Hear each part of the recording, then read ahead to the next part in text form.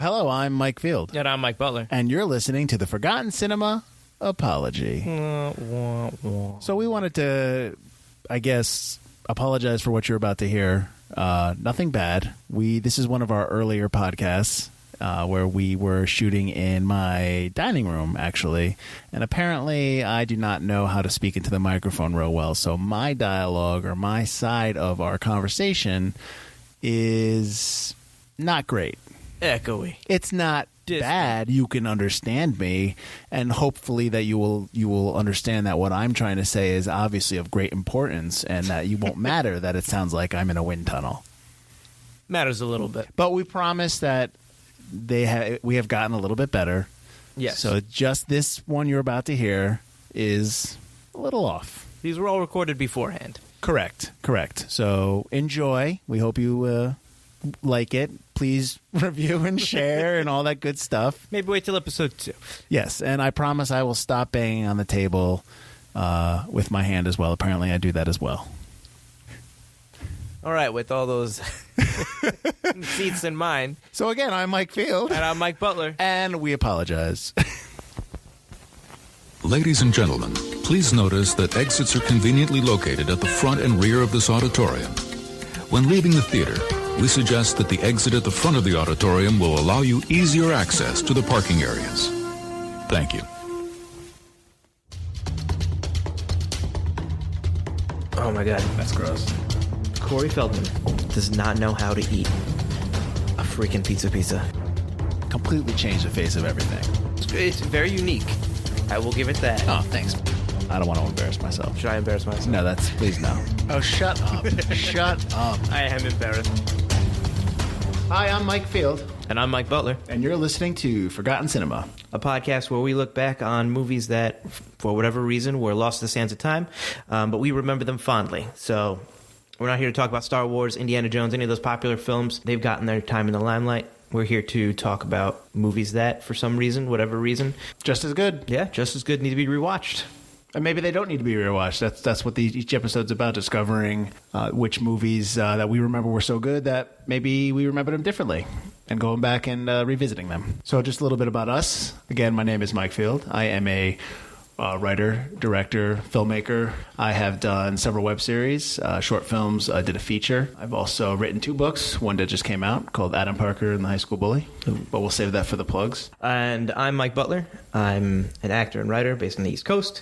I've been in a couple of projects that Mike Field over here has already done. That's me. I do a couple other podcasts, which, like he said, we'll plug later. Our day jobs are movie theater managers, so we both work at the same theater, and we have experience and a perspective not only from the creation of stories and films and movies, but also the exhibition side and audiences and just how they react to what they see on screen. So, and we also both love cinema. Yeah, that's true. Let's get to what movie is today. Today, we're going to be talking about The Burbs. Oh, that's right. You jerk. All right. That's right. We're going to be talking about the 1989 cult classic, The Burbs, starring Tom Hanks, Carrie Fisher, Bruce Dern, Rick Dukeman, Corey Feldman, Wendy Schaal, Henry Gibson, Courtney Gaines, who I remember from Can't Buy Me Love, because he was the one that they shitbagged his house, which Patrick Dempsey. I don't know why I remember that so much, but that is classic in the 80s. So just kind of like a brief summary of the movie itself, if you don't know what we're talking about. The Burbs is set in one location, a cul-de-sac, Mayfield Place. It's a small, I don't know if it's a small town, it's a suburb. And it all takes place on this one street, like I said. And these new neighbors move in called the Klopeks. And they represent maybe those neighbors that are in everybody's neighborhood that you don't, their lawn is overgrown, or they don't take care of their exterior of their house, and they're just plain old creepy. Everyone's got one. And so this is about almost, I guess, like a comment on the boredom of living suburban life and just being in everyone's business. Hanks plays Ray Peterson, who suspects he hears a noise coming from the basement one night, and he's not the only one. His neighbor does as well, Art. And all these neighbors get roped into trying to figure out what's happening because they believe that the Klopeks have murdered one of their one of the guys that Walter, the guy that lives on the end of the cul-de-sac. Your neighbors are murdering people. They're chopping them up. They're burying them in their backyard. Ray, this is Walter.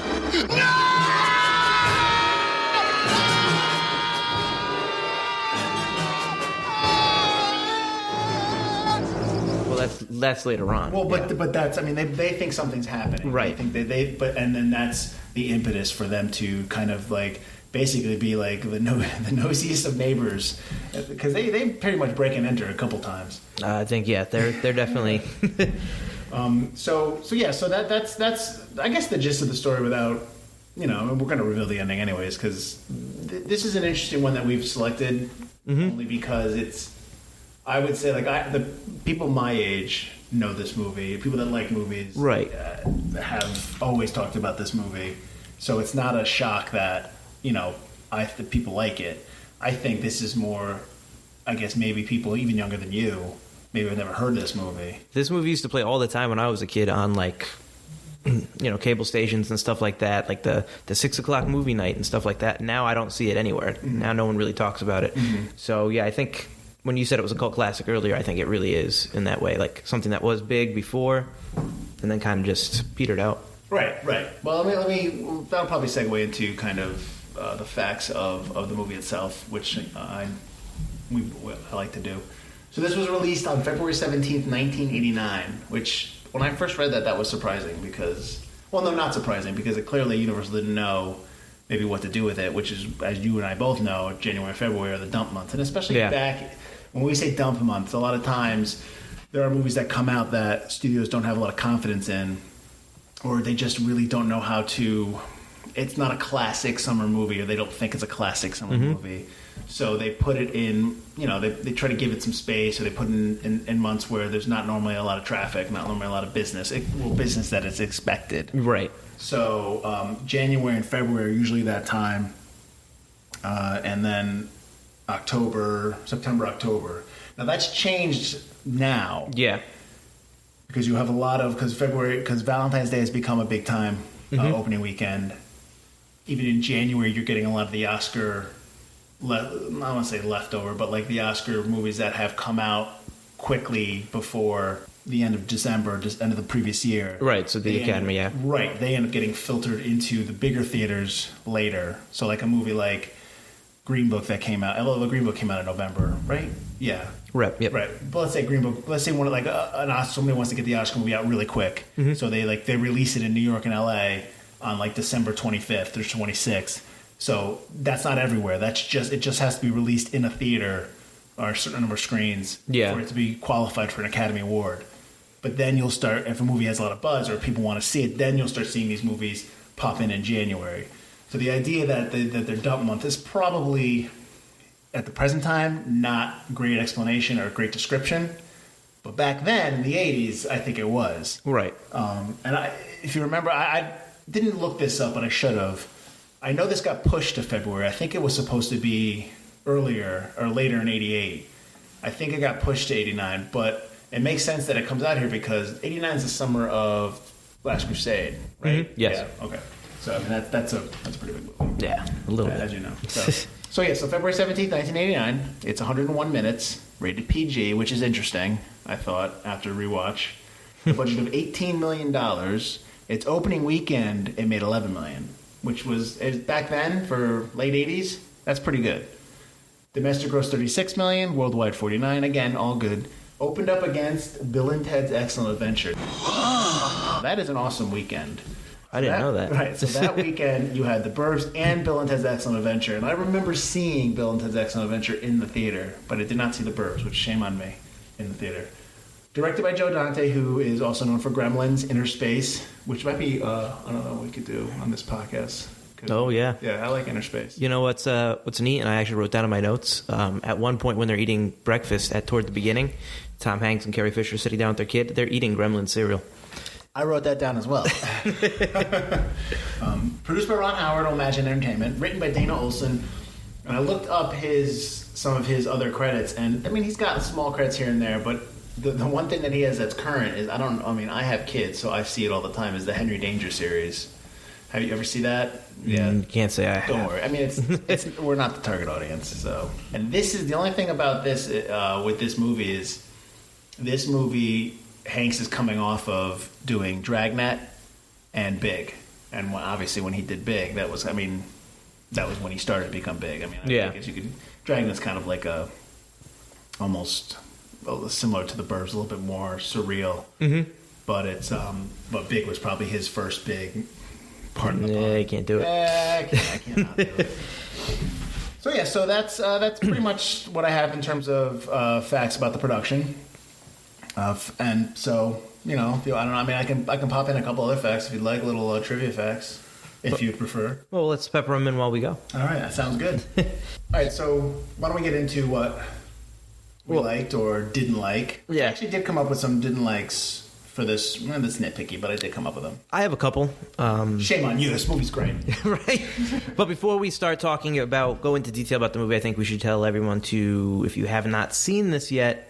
Oh, yes. The disclaimer. I always forget this. Go ahead. Disclaim away. So before you continue, stop the podcast.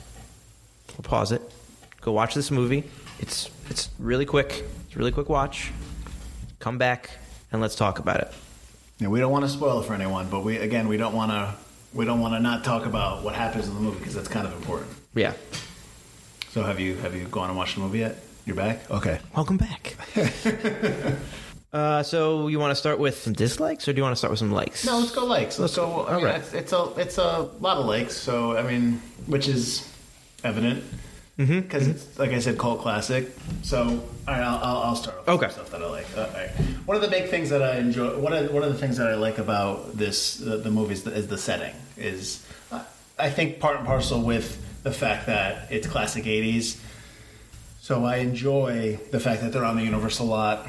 I enjoy the fact that I know it's a set. Like, I know, because you can see the hills behind them. Yeah. I mean, that doesn't bother me because that's kind of like, oh man, remember, so many stuff has been shot on this. Like, they're actually shooting, I believe their house is the house that they used in Dragnet. And for, like, I know that the house that Feldman is, Ricky, that's his character's name. Is painting is the Munster house, and they don't show because that's why they don't show the house all that time because you'll notice it's the Munster house. I was wondering that. Yeah, so it's all tight shots, right? So they don't ever show that house because they would be too recognizable. You know what Ricky's last name is? Yes. Wait a minute, I wrote it down. Go ahead, tell me. It's Ricky Butler. There you go. Are you related? Yeah, he's my third. He's an idiot. He's my third imaginary cousin. He's an idiot. But at least he's friends with Nicky Cat. Did you catch that? I did not catch that. That's the guy at the end with the long hair. But anyways, so I enjoy the setting. I enjoy the house. And what's funny is me, and I have a low tolerance for what is working in the customer service industry. You kind of develop a love-hate relationship with people in general. Not people you know. Obviously, I don't hate people. I'm not a misogynist. I'm not a misanthrope, excuse me. I'm not a misogynist either. But you do, when you work with the public, you do kind of get, people don't like to hear no, basically. Right. So, that being said, I've always liked the idea of living on a cul-de-sac. I like living in a neighborhood like that with neighbors that everyone knew and stuff like that. But then again, I don't think I would like that because it's too intrusive. Yeah, I don't like neighbors getting in my business. Yes, so it's like I love the setting, and I like to think that I would like to live there, but I don't think I would be able to live there. Remember what you were saying about people in the burbs? Are people like Skip? People who mowed their lawn for the 800th time and then snap? Well, that's us! It's not them! That's us! We're the ones who are vaulting over the fences and peeking in through people's windows. We're the ones who are throwing garbage in the street and lighting fires. We're the ones who are acting suspicious and paranoid. We're the lunatics! Us! It's not them!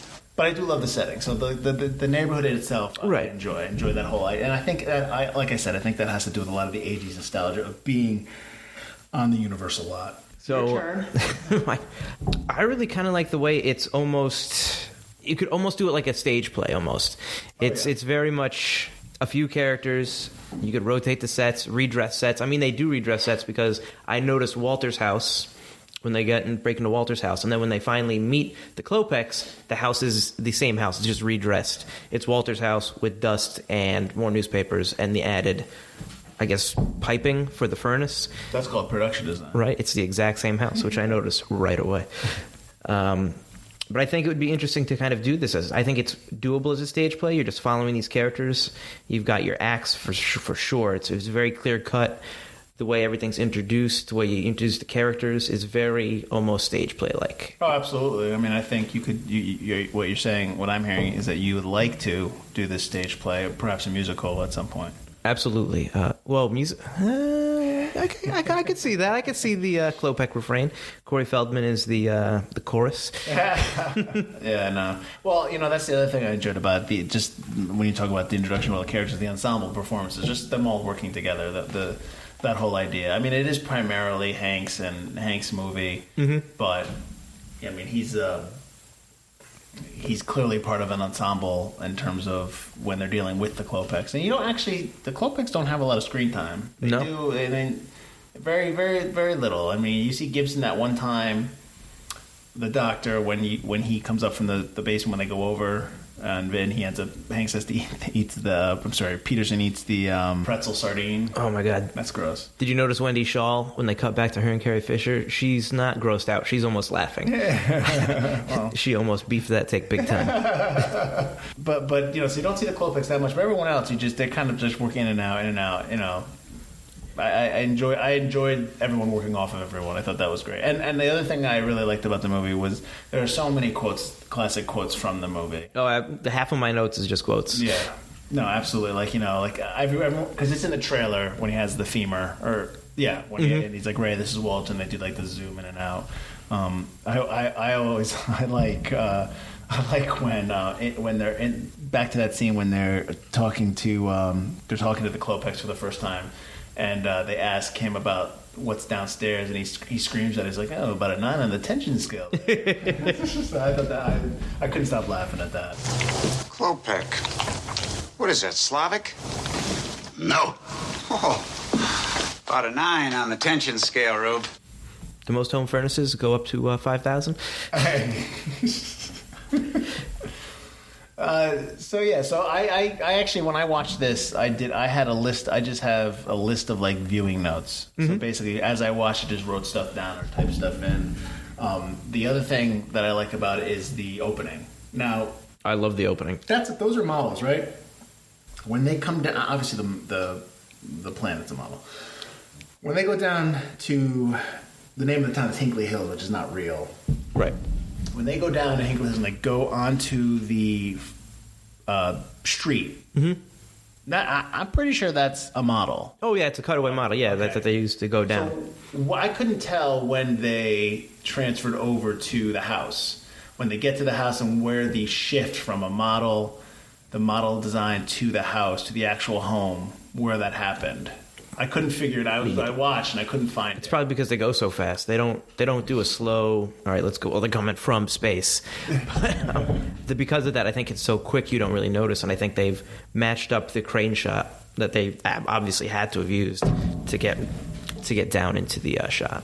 Yep. I also love when the coffee the paper boy throws the paper at him, throws the coffee at him, because I would probably do that. It's a waste of your cup of coffee. But it's to prove a point. Absolutely, so, yeah. You have to be able to do that. I just love the Paperboy is how you meet all of your cast of characters. You meet them all very quickly. It just goes around the circle. And that's a perfect way to do that. Absolutely. I don't see that much that kind of stuff. It's tough because it is like I said, it is, even though it's Hank's movie and it's Ray Peterson's story, it is an ensemble because you do have all these characters, so you want to introduce them in some way. That's one of the best ways to do it. Absolutely. You don't see that anymore in movies. It's usually like a slow burn. Like 15 minutes later, you meet this character, or hey, in another scene. It's very unusual that in one scene you'll meet your whole cast of characters, and in how they get their newspaper, you're introduced to how they are, their character quirks and kind of their likes and dislikes of how they treat each other. Right. Yeah. I mean, I don't know if this movie could be made today. That's interesting. I mean, it wouldn't be one location. I don't know. I mean, I guess it could be. I guess I could see them remaking this. Not as good. I could see this becoming a 5-part series on Amazon Prime. We're not going to go down that road again. Are we? I think it's gonna have to happen every time. So, but I want to go back to the Gremlin cereal because I noticed that. But then the other thing I noticed in the Gremlin cereal is there's actual Mogwai on the box. So it's not really a Gremlin cereal; it's a Mogwai cereal because Gizmo's on the box. Well, as soon as you put milk on him. Well, no, he'd multiply. Water. Come on. That's right. So, I mean, technically, it should be Gizmo cereal. True, but it's Gremlins themed. Well, I'm just calling both of them. Listen, we have to look it up. We have to see what kind of marshmallow shapes there are. Are there gremlins in the cereal? Well, then I think we're all right. Stripes, little stripes. If anyone's listening and has an old box to send to us. Also, if you haven't seen Gremlins, stop the podcast. If you haven't seen Gremlins, shame on you. That's pretty bad. Yeah. If you haven't seen Gremlins 2, that's fine. How about this? How about the other thing that popped out at me watching was just the random gun violence of Art coming into his backyard, and shooting, trying to go after that crow. Oh, absolutely, yeah. Because they're saying like the Klopex brought the crows, and I knew when he comes out in the gun, I'm like that's a BB gun, right? And it wasn't. It was like a rifle, and he's like firing at will in the back of the state. It's like 80s. Oh, Art, don't do that again. And I always, and this happens, I don't know if I guess this doesn't happen as much now, but like always in movies when like he raids their fridge and he's pulling out all these like weird things like the ribs. Absolutely, and the yeah. Like I've always wanted to do that. Just go over to someone's house, just pull random stuff out and just start eating. What I like is I've had to eat stuff on stage before, and it's never warm. It's always room temperature, and he eats a lot of this room temperature, soggy type food. He eats the ribs, he eats the pancakes, he eats whatever the dog food was. Yeah, he's shoving that down. Yeah, it's like, and yeah, how many takes do you think that took? I don't think he minded. I mean, don't they usually have a bucket on the side for him to spit it all out so he doesn't swallow it? He eats a lot in one shot. He eats a lot of food, so he swallows some of that down. They improvised a lot too, as well. So they did a lot. Like Hanks does that. Like he does a lot of. He followed the script to a degree, but he does stuff differently. Mm-hmm. So they probably were just riffing there. I mean, I think Rick Dukeman probably ad-libbed a good chunk of his lines, but he was great in that movie. He's not. I mean, better or worse than in Die Hard. Or he's always. This is. I didn't look his filmography up. I mean, I've got it up right now. He passed away a couple years ago. Mm-hmm. I didn't look, but I always remember him from small parts, like the one in Die Hard and the one in Hunt for Red October. Because he played, right? Was he the one that he played the helicopter pilot when he drops him off? Was that him? Yeah, because he's talking about how we're in worse stuff like this. I was flying with some dude and he was blowing chunks all over the window. Right, was yeah. That Hunt for Red October? That was Hunt for October. His character's name was Navigator C2A. Awesome. But I always remember him from roles like that. This was probably the only movie I remember where he had a bigger part. He had an okay-sized part in Scary Movie as Cindy's dad. Mm-hmm. He had a few scenes, and he had a name, or his name was Cindy's dad. Nice. He did have a decent amount of scenes in that movie, if I remember correctly. What was the movie again? The Scary Movie. The very first one. Come on. Yeah, all right. I saw Scary Movie once. Speaking of shots, though, when we were talking about the Paperboy coming in, the other shot I liked that introduced everyone was when they're behind Hans Klopek, Courtney Gaines. He's standing on the porch, and it's a pan. It's a pan from everyone staring. Oh, as he's looking at the neighbor. Yeah, yeah. I thought that was great too. That was a great intro to you're not introing the characters, but you're just kind of like they're just all looking at him. Right. I thought that was awesome too, in terms of good shots and whatnot. It almost kind of establishes that idea for the first time because you're seeing the rest of the neighbors from the Klopek's perspective. Yes. How almost they're the invasive ones. They're the monsters. They're just as suspect as the Klopeks themselves in some of their behaviors. I think that's a theme that's in this movie. Right, yeah. Even though, like, because you're not, even though the Klobuchars were murderers, but that's, that's neighborhood, that's what happens in neighborhoods. People just kind of like, not say gang up, but, they get into everyone's business. Yeah. And not just in neighborhoods, but in just general circles of people that, everyone's in everyone's business and everyone's passing judgment. Yeah. I think at some point, it can get out of control and don't throw stones in glass houses, that kind of thing.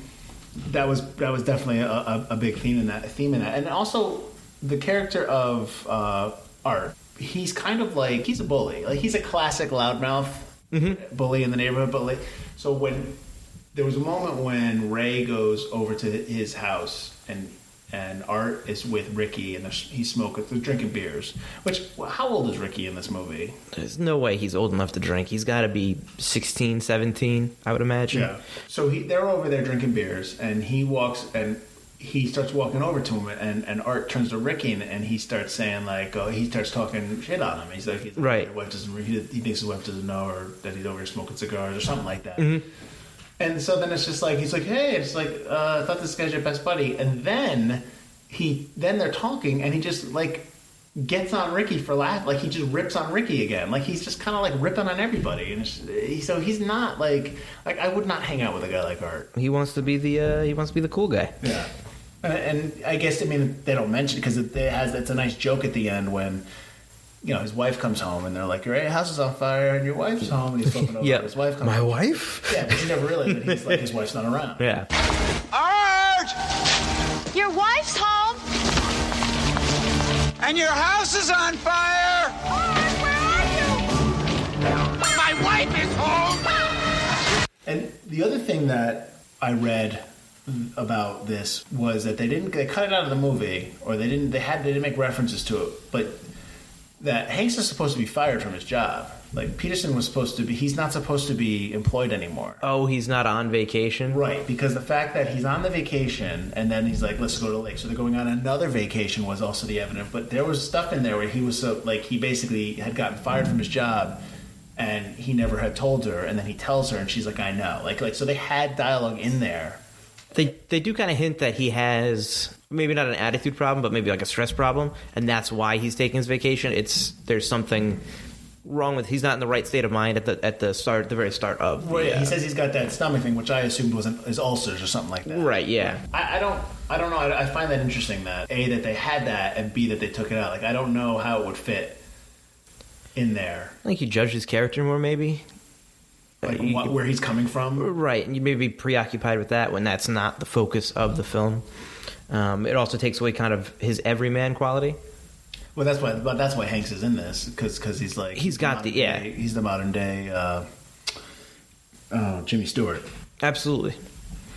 But I think if you have him get fired because he's got some kind of issue or something like that, you can allude to it for sure. But if you really make that the focus of the film, you take away part of that. Mm-hmm. Putting yourself in his shoes, just a regular guy on a vacation, taking a few days off from work. Right. Well, and talk about the fact that he goes on vacation and like, oh, let's go to the lake, and he doesn't want to do the same thing he does all the time, so he thinks that maybe if he just chills around at home, that's going to change things up. It's almost like either he got fired, but he wanted to quit. It's almost like he was stuck. Right. He was looking for some kind of excitement, like that middle-aged thing. But I also read that he tried to get the kid written out of the he didn't think that they should have kids, like, in general, not because he didn't like the actor playing the kid. Right. He thought he wanted to just kind of be like him and Carrie Fisher living at this house. I can see the kid doesn't do much. He's not in it at all. Yeah, he doesn't add anything. And he's just kind of like there, like it's just, and they get and I'll get onto this later, but they just basically get rid of him and his wife. So they can have the ending. His wife comes back home without the kid. That was my first thought. Where's the kid? Yeah. So they do kind of. They do. I guess he does kind of get his way and writes him out. So yeah. Did you notice Ricky was wearing Michael Jackson's jacket? Is that what the jacket was? So in my research.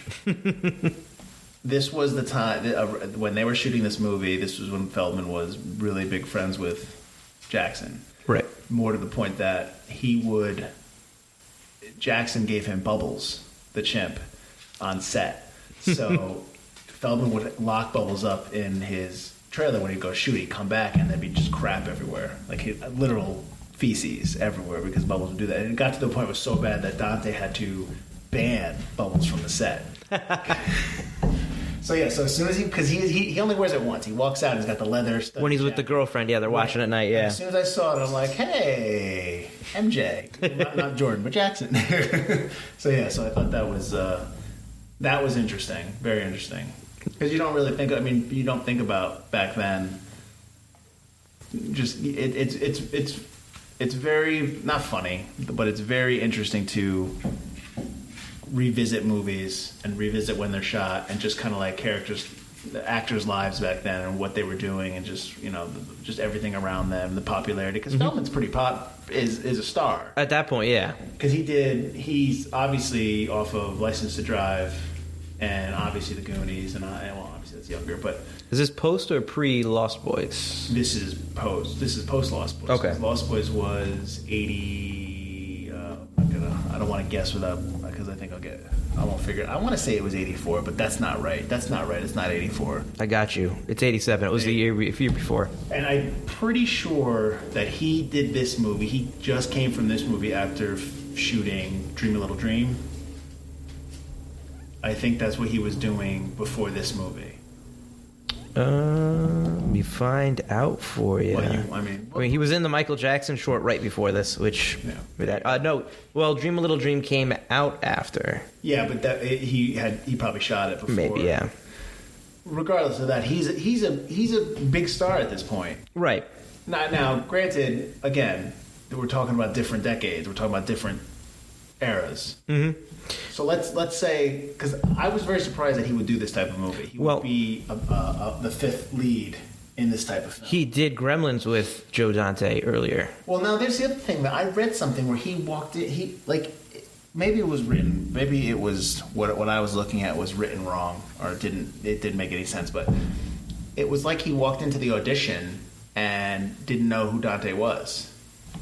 Really? He came in and he was like, yeah, like Joe Dante was there with a couple people, and he goes like, yeah, I'm looking for Joe Dante. Like, that's how it seemed. But again, that could be, it might have been written down wrong, or I might have misinterpreted what I read. Mm. But again, so put on nothing hat.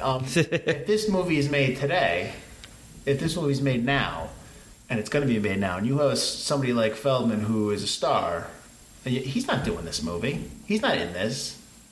Why would he play fourth billing to these people when he's obviously a big time not even a child star, a big time star? It's got Joe Dante, which if what you're reading was wrong and he does know, well, maybe he owes him. Because if you're looking through his filmography, it's a lot of TV stuff, and then he was in Friday the 13th, and then it's just boom, Gremlins, which they came out the same year. So who knows, filming wise, what was filmed first? Yeah, but he's a star from Goonies, and he's a star from License to Drive. Right, but Goonies came out afterwards, so I'm saying maybe he felt like he owed Dante. And, he's not the main character, but he is... the notes I wrote, he's almost like your view. I know Tom Hanks is the everyman character who we can put... anybody can put himself in Tom Hanks' shoes. But he's the one watching this like it's a movie. He's the one commenting on the movie. At the end of the film, he does look directly at camera. I know, he does break the fourth one. Did you watch the alternate ending? I did. I did like it. Yeah. If we're gonna go cons right now. No, we're not going cons. Okay. We're actually just. we can talk about what we're doing right now is just kind of like going through our viewing notes, kind of like what we like. Absolutely, yeah. That's just kind of like what we noticed. It's pretty much, yeah. We can go to that at the end. Right. That's fine. Did you like the Tom Hanks burning cross joke? Did you? He was just talking about the ridiculousness of the whole thing. So it was a little too far, but it's still. I wouldn't say it nowadays, but I didn't think he meant it in an offensive way. Of course not. I'm not saying he just meant it in a. You might as well do that because what you're doing is ridiculous. Pretty much. But the joke of that is that so is he. Right. He's right down there. But I also liked the Rear Window vibe from him. I wrote that down as well. Watching. Yes, absolutely. Mm-hmm. And that was done well. And even the music, Jerry Goldsmith. The music is really, I don't want to say spot on, but it's apropos on a lot of scenes. Mm-hmm. He's a great composer. He is. The other thing, not only are there classic quotes from this movie, like Ray, this is Walter, nobody knocks off an old man in my neighborhood and gets away with it. I'm going over the fence, and I'm not coming back till I find a dead body. Nobody knocks off an old man in my neighborhood and gets away with it. But also, classic 80s movie shots, like the chainsaw on the wall. When the chainsaw's coming in and he's looking down. The whole dream sequence is very 80s. But like, just there's moments like in this movie that when someone says, "Oh, I saw the Burbs," there are moments in this movie that I always remember. The chainsaw, one of them. Eating the sardine pretzel is another one. The Ray, this is Walter, is another one. Mm-hmm. I always remember that. The Ray, Art, your wife is home, or House of Fire, wife, all that stuff. Pizza Dude is here. Like I guess that got coined from this movie, Pizza Dude. But so there's things in this movie that immediately pop out when someone mentions, "Hey, I saw the Burbs the other day." I don't think this movie gets a lot of the credit in terms of being a classic 80s movie. A part of the, like, when people say 80s and like, oh, movies from the 80s, and they list off a bunch of movies. Yeah. I don't think this is one of the movies that gets listed, and it should. Absolutely, yeah. But it's coming toward the end of the 80s, so it's a movie that's learned from 80s films to begin with. So it's not really the ones that inspired the ones from the 80s. It's the one that learned from the films from the 80s. That being said, although it is very much an 80s movie, I think one of the reasons it still holds up today is because you don't need it to take place in the 80s. It could take place now. It could take place, in the 90s. It could take place whenever. You might not be able to film it in the exact same style, but the way it is, it's not reliant on technology. No one's coming up and Googling the Klopex to find out where they are and stuff like that. You don't need that in there. They're talking about the story, the relatability of the story. Right, I always kind of look at some films that take place, when I rewatch movies that took place in the 70s or 80s, or even like the 90s, like if they had a cell phone, that'd be different today if they had the internet, because it's about the neighborhood and it's just about that cul-de-sac. It really could take place at any time. Yeah, well, yes. I mean, as much as advanced as we are in terms of like what we have now to what we had back then, the internet and Google, phones, all that stuff, like, drones, all that stuff. We still all live in neighborhoods. We still all have neighbors. We still all have people that, we have to kind of relate to. I don't know what I'm saying here, but yes. I get what you're trying to say, yeah. I think the message to psychos, fanatics, murderers, nutcases all over the world is do not mess with suburbanites because, frankly, we're just not going to take it anymore. We're not going to be content to look after our lawns and wax our cars, paint our houses. We're out to get them, Don. We are out to get them. The things that make the movie work are timeless. Yes. But even to the aspect of if you watch this movie 10 years from now, 20 years from now, I still think it holds up just because of the look of the set and the look of the movie, the fact that it's on a lot. I think that adds to it. Like Back to the Future, not to go off topic, the downtown of Back to the Future will always hold up because everybody knows that, and honestly, this is probably right down the road from where they shot, is a movie set, and you've seen it everywhere. You've seen that type of set everywhere, but because you know that, when you watch that movie, you immediately like, oh, that's cinema. That's immediately equated to a cinematic experience because it's a set you have seen before, and it doesn't bother you that you keep seeing that set. So in the 90s, Offspring did a music video, and the entire music video was on the set of downtown Hill Valley. Okay. So, but that's what's great about that is because, like, oh man, that's Back to the Future. Oh, that's that lot. That's great. Oh, that's great. Everyone loves that. I think if you watch a movie like The Burbs, where this location was where they shot Leave It to Beaver, like Mayfield Place is the street of Leave It to Beaver.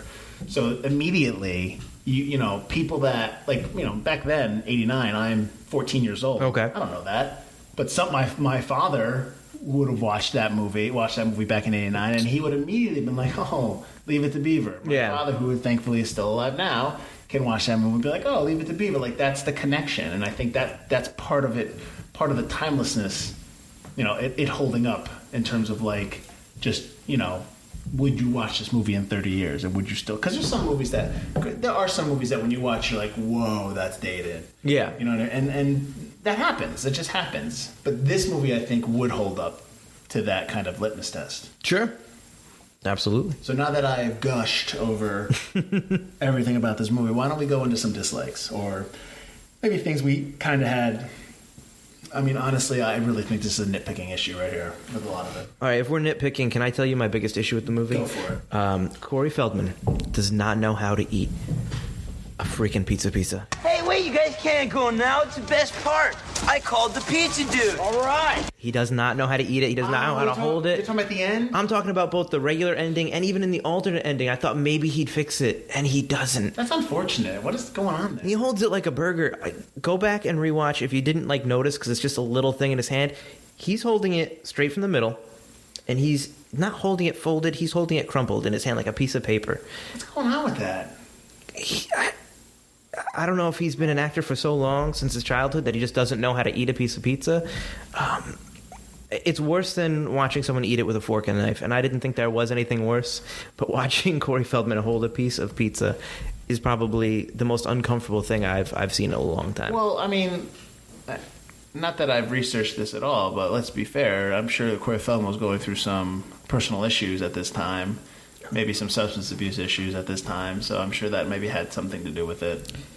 But I don't think I've ever been... I mean, it's obviously weird. he's I taking did notice it at the end. He's like, hold on. And I remember watching it. I'm like, is he going to eat that? And he never eats it. Maybe that's what it is. He never had any intention. At the end of the shot, the two garbage men are still there. Robert Picardo is one of the garbage men. Doctor from Voyager. Oh, God, you nerd. That's right. Trekkie Watch. But he just throws it in the garbage, but he palms it down into the garbage, but he's holding it the whole time. It's just... Well, then, you know what then? Maybe this then. Maybe you were using the same pizza the whole time, and they kept doing that shot, and he just kept because he's not going to eat it. Still hold it like a human being. That's unfortunate. I think in the alternate he does hold it and take a bite out of it. He doesn't throw it in the garbage in the alternate. I think in the alternate ending he doesn't break the fourth wall. No, but he's still holding that piece of pizza. And the alternate ending too is weird because he's half cut off. You don't see him when he says the line. Yeah, it's odd. The alternate ending is not good. I wrote that. I mean, when taking notes, I wrote down that it's a rough draft of the final ending. It's just kind of all right, take one, and then they watch it and realize what they need to do to fix it. It's not very different at all. Mm-hmm. It's just rough. Yeah, and to your point about Feldman, I had an issue, not issue with him in per se, but I know you're saying he's supposed to be us in the audience and all that. Mm-hmm. I kind of wish he did more. I kind of wish he was, I don't know, more involved. I feel like it takes away, if he's the narrator and he's who we're supposed to be watching the movie, there should have been more of that. Yes. And Bruce Dern, when he's on top of the house, he shouldn't have been there. He should have been with Hanks and Dukeman. He should have been in there doing something, because Corey Feldman's watching this. Mm-hmm. You don't need two characters watching the same thing, commenting at the same time. Right. The other thing that I thought or I didn't like was that Fisher and Shaw, they don't do anything. They're not doing anything in this movie. And we could get into kind of just how female characters were written back then. And I understand that Hanks is a star, but Dukeman's not a bigger star than Carrie Fisher. No, absolutely. Bruce Dern's a huge star, maybe more so from the 70s and late 60s. But Shaw and Fisher are just, they're doing nothing. And they get, like we said, they get rid of Carrie Fisher at the end of the movie because it's almost like, oh, she's such a downer and she's going to prevent Ray from flipping out. I thought that they could do more. Why couldn't they get caught up in the shenanigans? Yeah, no, so and that's probably has more to do with just writing back then, right? And which is unfortunate. But they also play the straight men of the story. They're the ones that are true. Well, Fisher judging the rest of them. Definitely Fisher, yeah. Shaw's kind of. Well, because what's funny is that Carrie Fisher leaves. They have her character leave with the kid, so that Tom Hanks to kill her son. Right. Yes, but Wendy Shaw doesn't leave. It's true. So where is she? So Bruce Dern's on top of the house. From that moment when he is on top of that house and they're doing their thing, where is she? Find me the deleted scene somewhere. So she's just in the house? She's just okay, I've been invested in this for a couple days now. Right. They do just toss characters away when they don't need them. Right. And so it would have been nice to have them in the mix, and for whatever reason they're not, and I'm sure it's not a great reason. Well, in your random trivia, did you find out if Carrie Fisher was a script doctor on this film? Oh, I don't know. Because this is about the time when she started really doing some of her writing and stuff. Well, the only thing I read was that like they did a lot of improvisation. Hanks did a lot of stuff. But the one thing I discovered about Tom Hanks was he was talking about character motivations, and he was saying that he'll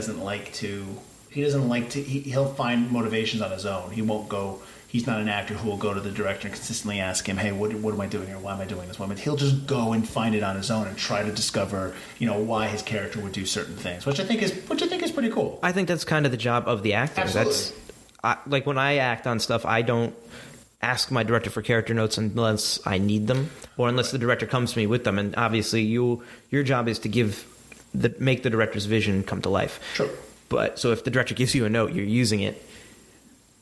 But as an actor, you're supposed to find the character within yourself, because if you're just getting notes all the time talking about, and you do this and you do this is why you're doing this, then you're not really acting the scene. When you're on screen, when they say action, you're just reciting lines like a robot. You're just acting like a robot. When you have found the character yourself, it becomes more real, more believable, not just to yourself, but to the audience as well. Well, yeah, I as a director, I don't like to give line notes. Like, I don't like to tell people how to say a line. I don't like to tell people, like, unless like we need to get a specific phrase in there, right? Because it's important to the story.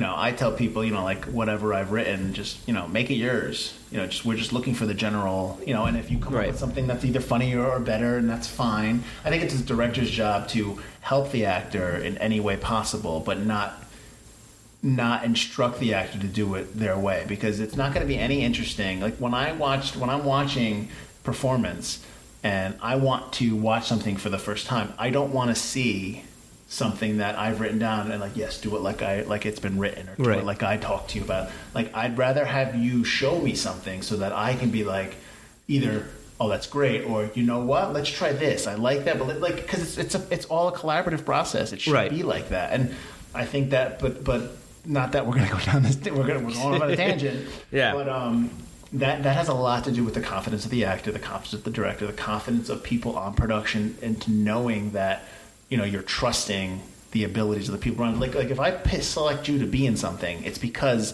I think that this is a good character for you. If I don't want you to be in something, that doesn't mean I don't like you as an actor. It's just I don't think it's right for you. Right. Yeah. That's just how it is. Well, you know what I like, more than motivations, the director or whoever giving me the motivations, what I like, and I think you did it on one of the screenplays you wrote, is you started writing out the character histories. Yes. And I think that's far better than writing on the motivations, because it's the actor's job to find that motivation, but it's the writer's job to create the character and what he is going to do or has done or is doing. So when you create a past, you can really go, now I know what my character would do. I know exactly where he would be coming from. I know you came here for talk about the Burbs, but now you've gotten some filmmaking stuff. All right, so the only thing I had that was a nitpicking dislike, back to the Burbs. The only thing I had was that, why would Walter tell the Klopeks to get his mail?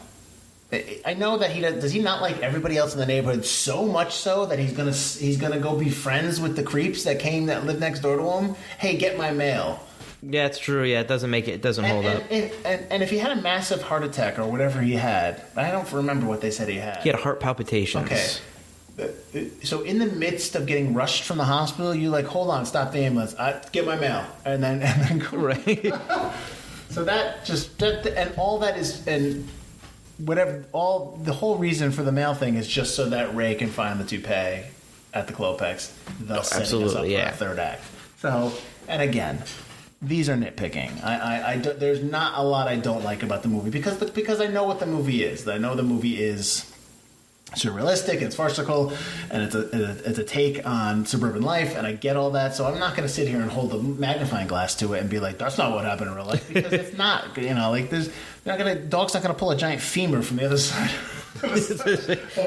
other side of the house. Bleached white too. It's clean. Yeah, like a femur clearly from a science from high school.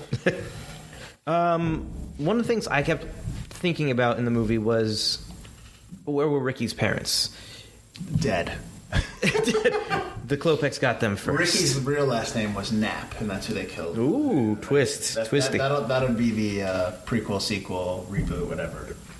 The whole time I'm watching it, you never wonder where Art's wife is, because they never mention it. All right, he's just got a house. Mm-hmm. But Ricky is clearly a kid. Clearly doing chores. Mm-hmm. He's painting the house badly. Where are his parents the whole time? He's got 25 people on his front porch. I mean, even like a throwaway line, oh, my parents are on vacation, or you gonna meet my parents at the lake, Art, or something like that. Then they never really go into that. Yeah, they don't. It's just kind of like, this is it. This is what it is. Deal with it. There's just a kid. Here's the movie. One part I liked about the alternate ending, which I don't get why they cut, was the use of the Mr. Rogers theme at the very end. I really liked that part because of the rough cut. Because they used that because they were the Mr. Rogers theme, I think, was supposed to play in the opening. Okay. And they were doing a bookend, but he does watch it. He watches it and mouths which the I think theme. it's funny that now he's going to play him. That Hanks Oh, is playing yeah, Mr. yeah. Rogers 30 years later. I think that's great. I think that's kind of like hey, yeah, Comes back around. right. So yeah, I think that's why they had that. And I actually didn't like the music at the end, Mr. Rogers music at the end, in the alternate ending. And it's just like I didn't like much. I thought the alternate ending was long, but I thought there was nothing going on. No, yeah, the lines weren't as good. Oh, one thing I do like is the trash in the road. That the trash is always there in the road after that. Oh, yeah, they don't that's clean pretty it up; they just leave it there. Oh, I forgot to talk about. I showed you the video, right? When Dick Miller passed. Oh, yep. Yeah, the video of Feldman goofing off, and he's like, "Shut the fuck up, kid. We're trying to act here." Yeah. Oh my god! I was like, "Yes, and like Feldman trying to play it off. I was like, "Dude, the guy just told you to shut up." And like I think Hanks almost laughs in it, but they're trying to do the scene, so I think he stops. But I think he like lets out a laugh, and I thought that was. How could you not laugh? It's That's awesome. great. That's awesome. This guy's got like Dick Miller comes on the set. He's got maybe like what 5 lines, and he's telling the kid to shut up. Yep. That's awesome. I love that. So basically, our final question, which we always ask at the end of these, is should you revisit this? And obviously, yes. I mean, Yeah, absolutely. and like I said, like this episode is a little different in the facts that like I know a lot of people like the Burbs. It's not a shock that people have. No, I don't think a lot of people have forgotten the Burbs. I just think that younger generations, it would be unfortunate if they didn't realize that Tom Hanks is a great comedic actor. Absolutely. Before he became what he is now. And he's a great actor, period. But he was doing hilarious stuff, and this is one of them in the 80s. Yes. So I think but this whole movie encompasses what the 80s was about, good or bad, however you think. And I think that somebody who's probably 15, 16, 17 now who's listening to this or who's looking for a movie, I think this episode is for them. Absolutely. In terms of like why, after they watch it and want to know what's the big deal about it, this is what we've just talked about, is why we think that it's important to not forget this movie. So I think, yes, you should absolutely revisit this. You should own this on Blu-ray. You should digital download it legally. you should do all that because it's worth it. It's a movie that you should have in your collection. Right. And that's how I feel. I would totally agree. I think it's not forgotten, like you said, by the people that watched it when it came out or, in the late 80s, early 90s. But today it's kind of dropped off the pop culture radar. And you don't hear about this film half as much as you do hear about, like, Groundhog's Day and Ghostbusters and stuff like that. But it's up there with the top 80s comedies. I like Groundhog's Day. Oh, yeah. I like Ghostbusters, the original. I mean, these movies that everyone talks about is great, but nobody ever talks about the Burbs. Yeah. You always bring it up and they're like, oh yeah. It's like, no, you should. This movie's really good. Like you love Gremlins. Joe Dante did Gremlins. This movie is almost like Gremlins is 1. This movie's almost like 1A. And I said it. I'm not shying away from that. I'm speechless. I mean, Controversial. That's I don't know about comparing it to Gremlins, but it's great. I'm not comparing it to Gremlins. You may give it a 1B. What I am saying is that it should be talked about when you talk about classic 80s movies like Gremlins, like. Okay. That's what I'm saying. I'm saying that it's up in that stratosphere. It shouldn't be like, oh, it's cult classic. I don't think it should be a cult classic. I think it should be classic 80s. Sure, yeah. That's what I'm saying. Okay. Is that okay with you? Hold on, let me check. Yeah, all right, it's all right. I checked. All right, so plug time. Why don't you... Well, I'll plug first. Okay, you plug first. So what I've got now is I have, as I talked about earlier this episode, I've written 2 books. One is called Adam Parker and the Radioactive Scout, which is available on Amazon. And it's available... just go to Amazon. It's available on Amazon in Kindle form. The Kindle form is actually only $1. And... print edition, which is $6.60, I believe, $6.60. I wrote that book about 3 or 4 years ago. I've just come out with a follow-up called Adam Parker and the High School Bully, which is available with Kindle $2.99 and as in print form at $9.50.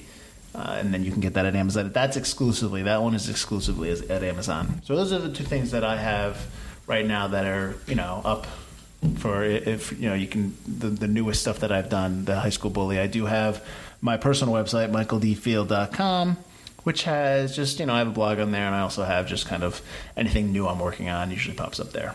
So that is my plug for this episode. All right, and my plug is more podcasts. I've got a podcast I do with my brother called Two Player Bros. It's a podcast about video games done in the format of the old video game magazines of our youth, where we talk about anything from PC, Xbox, PlayStation 4, and Switch, all that kind of nerdy video game stuff. And I've got another one called Crackin' One Open with Mike and Elise, where me and my fiance Elise crack open a beer with you guys and from a craft brewery and talk about brews, news, and pop culture reviews. Whoa. Is that purpose? Did you say that on purpose? Oh, it rhymes. Bad. Yeah, no, it's great. That's poor form right there. No, I'm sorry. I don't mean to. I'm not. Listen to his podcast. Don't buy his book. And then obviously join us next week where we'll discuss a new movie. Hopefully maybe you can discover another movie that you have long forgotten. So thanks for listening. I'm Mike Field. I'm Mike Butler. And you've listened to the Forgotten Cinema Podcast. God, I love this street.